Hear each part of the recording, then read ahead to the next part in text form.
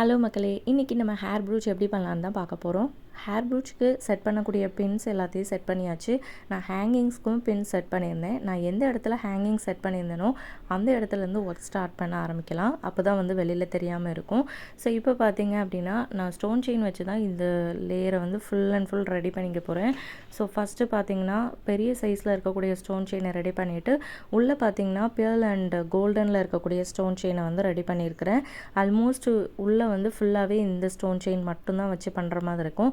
So நீங்கள் வந்து உங்கள்கிட்ட இருக்கிற கலர் வெரைட்டிஸை வச்சு யூஸ் பண்ணி நீங்கள் வந்து பண்ணிக்கலாம்.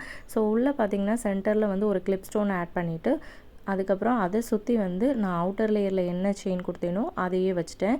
ஸோ இப்போ ஹேங்கிங்ஸ் ரெடி பண்ணிக்கலாம். பியர்ல் செயின் இருக்கு இல்லையா, அதை வந்து நான் கட் பண்ணி எடுத்துகிட்டு அதில் வந்து இந்த ஜம்ப் ரிங்ஸை ஆட் பண்ணிவிட்டு இந்த இதில் வந்து செட் பண்ணிட்டேன்.